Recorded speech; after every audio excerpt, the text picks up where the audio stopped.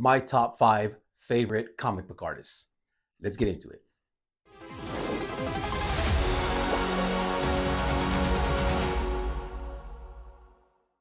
Hello, YouTube. Axiom here once again. And I'm a little late on the Tuesday video of my top 5 insert topic segment that I'm trying to do every Tuesday. Much like my comic book look and a brewski segment, where every Friday night I take a comic book from my personal collection and I take it out of its bag, the boards, and I open it up to share. I just dropped that one yesterday, which was on Tuesday when I was supposed to drop this video. I don't know if you guys can tell, but I've been sick. I'm trying to get over flu symptoms, and one symptom goes away, and then the other one comes in, creeps in, and then I get rid of that one, and then the next one comes in. It's a vicious cycle. I'm talking to y'all as if you've never had the flu. We've all had it. So right now I'm kind of battling through that. I'm a big boy. So I'm trying to push through it. The waves of energy and all that, just it comes and goes, but didn't want to miss at least this week, even if it's a day late, maybe 2 days late, to drop my 5 favorite, whatever the case may be. In this video, it's going to be my top 5 favorite comic book artists, but with a very specific detail. And it's not that big of a detail, although it is very specific. And what I mean by that is that it's not just comic book artists in general, but they have to be more than just a cover artist, right? Because there are comic book artists out there that are unique to a certain aspect of comic books, whether it be inking or colorists or whatever it is. And I respect every facet. But these are primarily artists who have worked on covers, interior, whole stories. So that really encompasses the entire spectrum of creating a comic book, whether it's independently made or part of the bigger publishing houses. In this list, it's going to be more of the bigger publishing houses, not just the big two, though, which is considered Marvel, DC.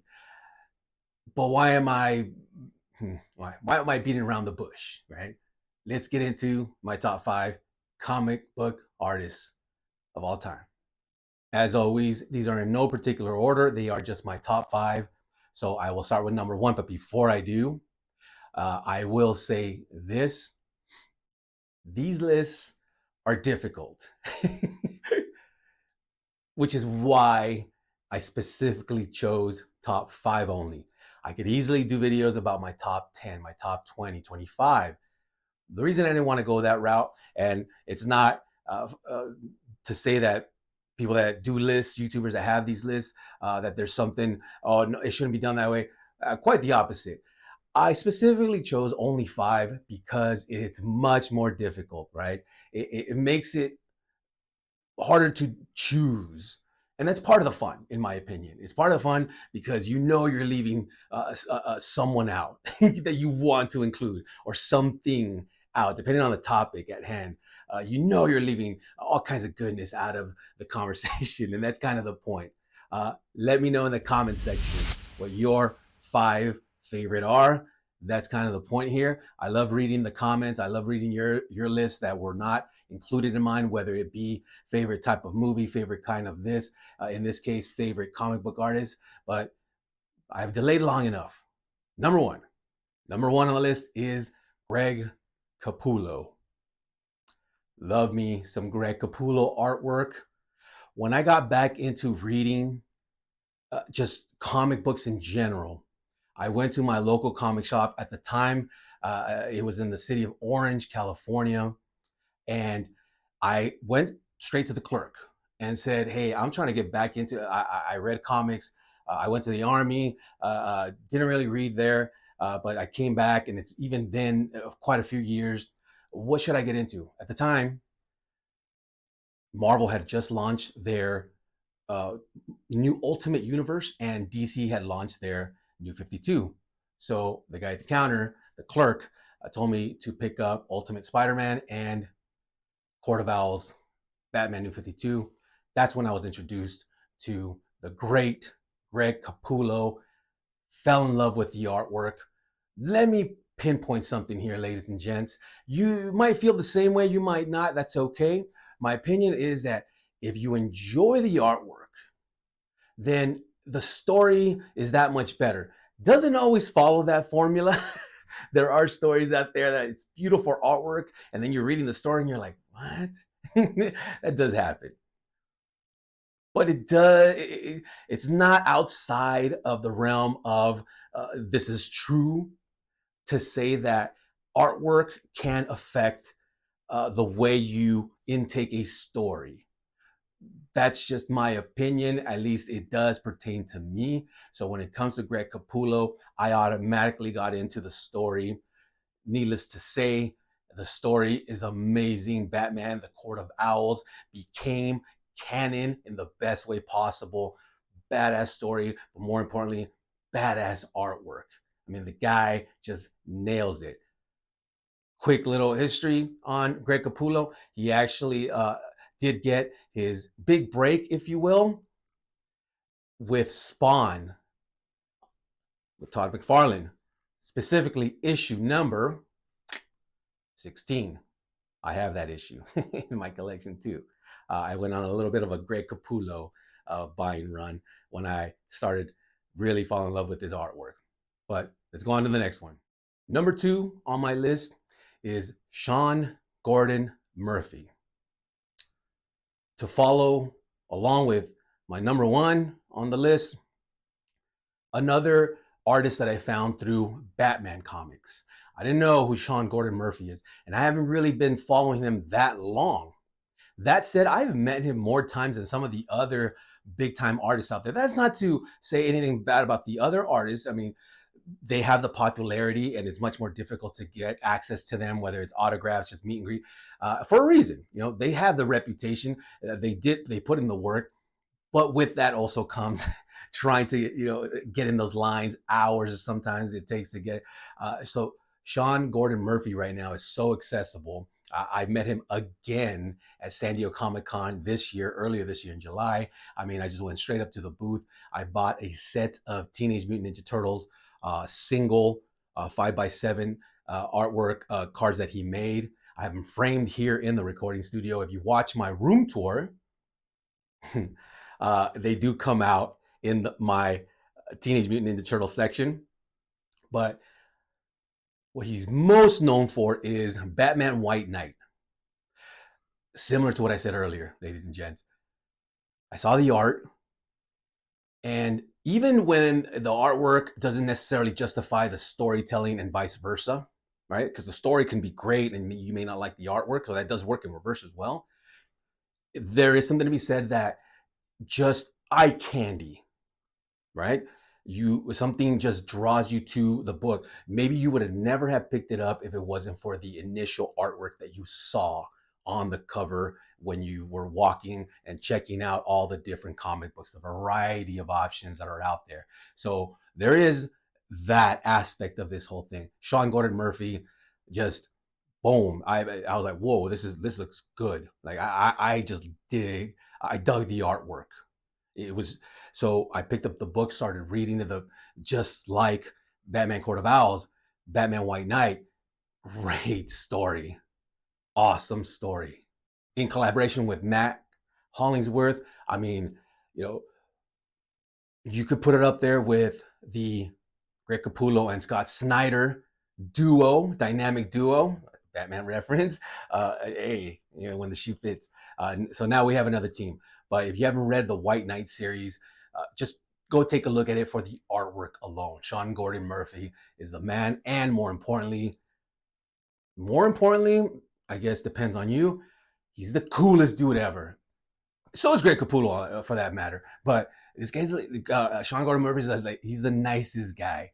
Just getting to meet him, the number of times that I've got to meet him at different conventions, he's so nice. He's always so welcoming to a lot of his fans, and you just get that vibe that he's so cool. So when you add the spectacular artwork, it just vibes. But let's go on to the next one. Number 3 on my list is Skottie Young. On my Instagram page, the Axiomat Comics Instagram page, I'm constantly sharing Skottie Young's video posts when he does his daily sketches segment. There's something about this guy's art. I like the cartooning. And here's the weird thing about this pick. I don't necessarily dig the baby stuff, meaning like, you know, baby X-Men, baby Avengers. He does a lot of that out there, right? Like if you're familiar with Skottie Young, he does a lot of like this right here, right? But that's not what I really like. Actually, I'm not a big fan of that. Take that for what it's worth. But what I'm talking about is some of his other, when he draws outside of that spectrum of his artwork. I mean, it's just I don't know what it is. Let me say this: art is subjective, right? It just, if it works for you, it works for you. That's the beauty of comic books and art in general, is that, you know, you can fall in love with a piece of art that maybe not everybody's into, and that's okay. That's the point of art. Not just in my opinion, but I think that is the point of art. If it captures you, if it, whether it's imagination, interest, intrigue, or it just, no explanation, you're just drawn to it. Yeah, that's it. And Skottie Young, right off the bat, I was, whoa, Midwest. Has nothing to do with the big two, with Marvel characters, DC characters. It's his own creative work. I love what I was seeing. And then when he does similar artwork, but in different genres, whether it's like Big Bird, or you know, when he does Sesame Street stuff, or when he does Hellboy, or when he does anything like that, I mean, it just, yeah. Just like Sean Gordon Murphy, when he did the Teenage Mutant Ninja Turtles, woo! Skottie Young, you're the man. I did get to meet him once at LA, Los Angeles Comic Con. I did get to have a bunch of books signed, and I mean, he's super cool. He's such a dad. I'm a dad, so to see, you know, like another dad just doing dad things in his regular day to day, and then also put in the work. I mean, maybe that does add to my liking of the artwork. It has nothing really to do with the artwork, or does it? Yeah, that's a good question. Let me know in the comments. I mean, does someone's general attitude, general just kind of likability, does that add to your liking of the artwork itself? I don't know. I think so, but that, that's a whole other conversation. Let's go on to the next one. Number 4 on my list is Mark Bagley. Bagley? Mark Bagley. This is a Spider-Man thing. It is very specific because there's been so many Spider-Man artists. And that's not to say that's the only thing that he's done, but he is in my top 5 because of the Spider-Man thing. What do you mean, Axiomat, by Spider-Man thing? It's that there's been so many artists, from John Romita, Jr., Sr., J. Scott Campbell, Ditko, the original, and the list just goes on, right? On and on. That you can literally even have a top 5 of just Spider-Man artists. So when it comes to Mark Bagley specifically, I have always loved the way he's drawn Spider-Man. To me, that is the quintessential Spider-Man. I want you to take note of what I just said when I say quintessential Spider-Man, because it seems like everybody that's into comic books, everybody that's into just this genre, when you bring up Spider-Man, there is that aspect of it. Like, what is like when you see Spider-Man, who do you think of? I swear. I mean, prove me wrong. Tell me in the comment section, whether it's Todd McFarlane Spider-Man, you know, that's the one you grew up with, or even if you didn't grow up with, for some reason, that's just your Spider-Man, right? We do this with the movies too, right? Am I wrong? I'm adapting a little Walter Sobchak from The Big Lebowski. Am I wrong? Am I wrong? You just connect. right? Whether it's Tobey Maguire, Tom Holland, Andrew Garfield, that is your Spider-Man. Same thing works with the artists out there, right? My Spider-Man artist has always been Mark Bagley. I just love the way he draws him with the big eyes, the lankiness. And so that's why he's on my list. I love me some Mark Bagley Spider-Man. On to the last one. If you're enjoying my content, please hit the like button, subscribe to my channel, hit that notification bell so you're notified every time I drop a new video. Most importantly of all, thank you for watching. Thank you for watching. Number 5, last but definitely not least, because these are in no particular order. Come on. Come on. Mike Mignola. Mike Mignola. He is the man. Mike Mignola. I'm a huge Hellboy fan. I've tried to collect every single first introduction of Hellboy in the comics. I need to do a video about that because of this whole first full appearance. Oh, it can get very frustrating, but at the same time, it's very fun to try to find all these different issues. I have all but one, that Italian comic one. You guys know which one I'm talking about. It's that one right there. Yeah, that one, the elusive one, the harder to find one. But Mike Mignola, his use of negative space.